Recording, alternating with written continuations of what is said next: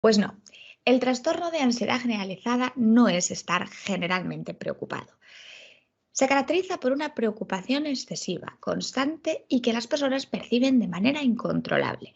Además, será sobre diferentes hechos o actividades de la vida cotidiana que interfieren gravemente en el día a día de las personas. Hoy os vamos a hablar de cómo trabajamos el trastorno de ansiedad generalizada.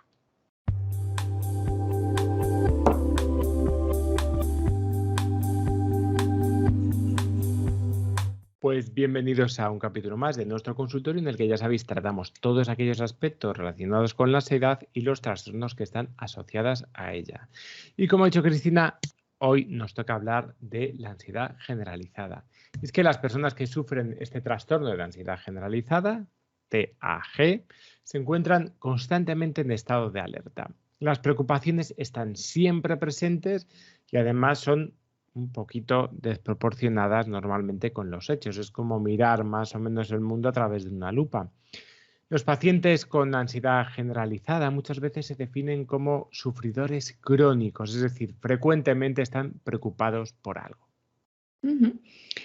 Las personas que padecen este trastorno cuentan que son incapaces de desprenderse de sus preocupaciones, aunque también muchas veces son conscientes de que son excesivas, de que no es normal preocuparse tanto. Sin embargo, llevan a cabo una serie de mecanismos que hacen que no puedan desprenderse de ideas constantes acerca de acontecimientos horribles que podrían ocurrir en cualquier momento.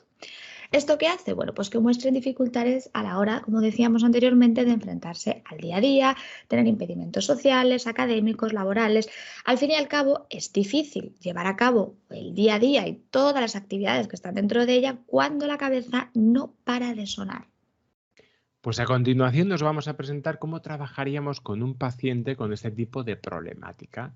Las técnicas que han demostrado una mayor eficacia en el tratamiento específico de la ansiedad generalizada son las basadas en procedimientos cognitivo-conductuales, debido a que a la vez que modificamos las distorsiones cognitivas que están produciendo esos estímulos ansiógenos, vamos a proporcionar también al paciente herramientas que le van a permitir enfrentarse mejor a situaciones reales de estrés de una forma mucho más adecuada y realista. La primera técnica más utilizada inicialmente en el tratamiento cognitivo-conductual para el trastorno de ansiedad generalizada es la psicoeducación. La psicoeducación consiste en enseñar a la persona, educar a la persona en su propio problema, es decir, educarlo en los mecanismos básicos de la ansiedad generalizada, de la preocupación, la funcionalidad que tiene lo que está haciendo internamente, una explicación concreta sobre los síntomas y su alcance, enseñarles esa relación que existe entre el pensamiento, la emoción y la acción. Y todo esto va a ayudar a comprender al paciente qué es lo que está sintiendo, porque muchas veces lo único que puede decir es que está fatal, fatal, fatal, que tiene muchísima ansiedad y claro, es muy difícil hacer frente a algo cuando ni siquiera entiendo qué me está pasando, Rubén. Por otro lado, vamos a trabajar en la prevención de las conductas de preocupación. Para ello trabajaremos y trataremos de entender cuál es ese mecanismo de preocupación. Esta preocupación forma parte en realidad de un mecanismo de control y será importante explicar a la persona que está padeciendo el trastorno de ansiedad generalizada que ha aprendido a relacionarse con el mundo desde ese punto, eligiendo siempre el control para poder contrarrestar precisamente esa angustia que le produce la incertidumbre. A partir de ahí, ¿qué es lo que vamos a hacer? Vamos a aprender a desprendernos precisamente de ese sentimiento de peligro constante y a revalorar la amenaza. Cuanto más control intentas ejercer sobre las acciones, sobre lo que nos rodea y sobre nuestras emociones, mayor va a ser el malestar, Cristina. Ujú. Otra de las técnicas frecuentemente utilizadas es la de la inoculación del estrés. Es decir, enseñamos a la persona a manejar el estrés desde un punto funcional del día a día. También muchas veces aprender qué actividades nos están provocando un estrés que ya no tiene que ver con la función de la persona, sino con que a veces aprender a decir que no y a retirar determinados estímulos que nos están haciendo muy mal. Tolerar la incertidumbre, muchas veces a través de experimentos, ¿no? Enseñamos progresivamente, creamos situaciones concretas que generen un cierto grado de incertidumbre para que la persona tolere la incertidumbre, porque con ansiedad generalizada generalmente, por no decir siempre, hay muchísima intolerancia a la incertidumbre. Así conseguimos que niveles de angustia que aparece en la persona también sean tolerables porque van a aparecer, queramos o no, en nuestra experiencia vital. Y esto nos va a permitir precisamente poder trabajar en técnicas de resolución de problemas.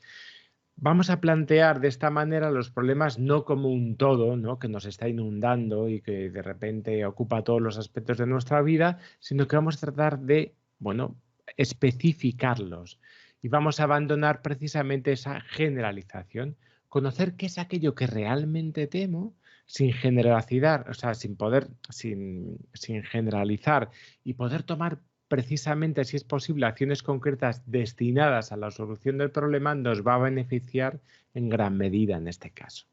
Ujú. Luego hablaríamos de todas las técnicas que llamamos cognitivas, ¿no? Que tiene que ver con trabajar esas interpretaciones, esos pensamientos para que sean más realistas. Para ello será necesario primero conocer qué creencias y qué pensamientos catastróficos, bueno, son los derivados del miedo del paciente.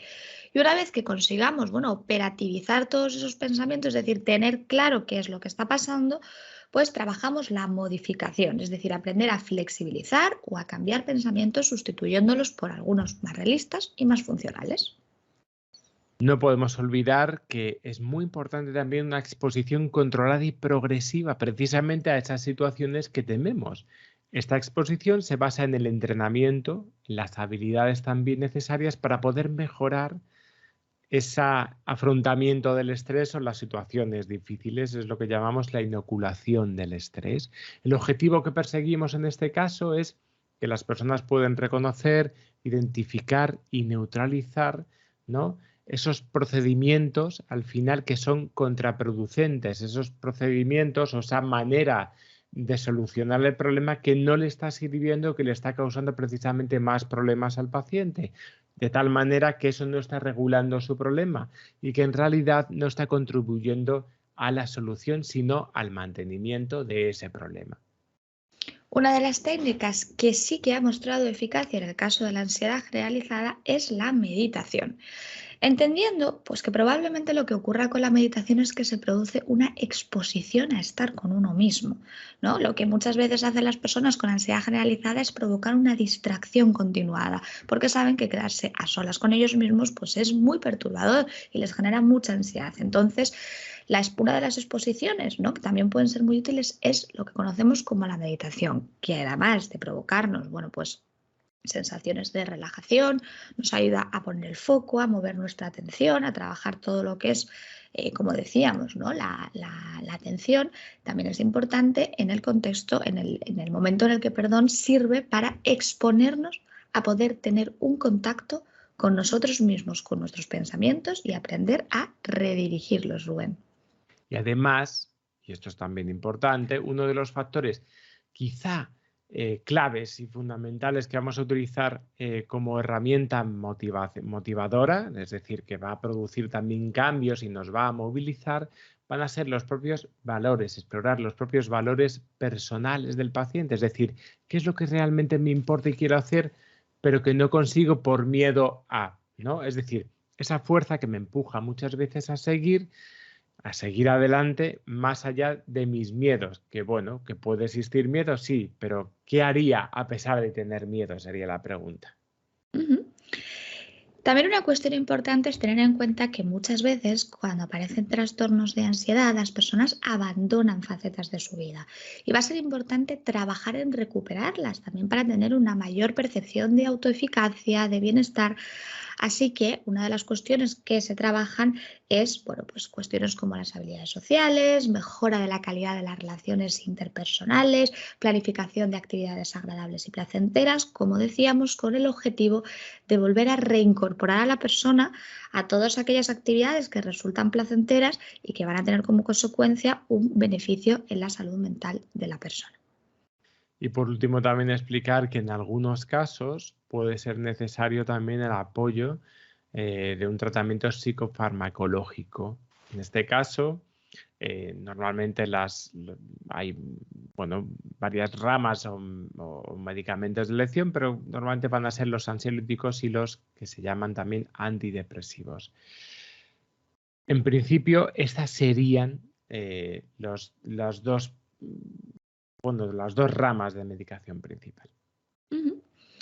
Pues hasta aquí nuestro vídeo de hoy. Como siempre os decimos, si queréis poneros en contacto con nosotros, podéis hacerlo a partir de nuestro correo electrónico, que es info@amadag.com, o nuestra página web, que es www.amadag.com. Y no os olvidéis, tenemos una app que se llama La Teoría de la Mente. Podéis descargarla tanto en Google Play como en iOS, en la tienda también de iOS. Y nada, pues va a ser sobre todo muy importante porque es absolutamente gratuita y vais a tener acceso a todos los contenidos que estamos haciendo todas las semanas. Así que nada más, nos vamos a ver el siguiente vídeo. Hasta el próximo.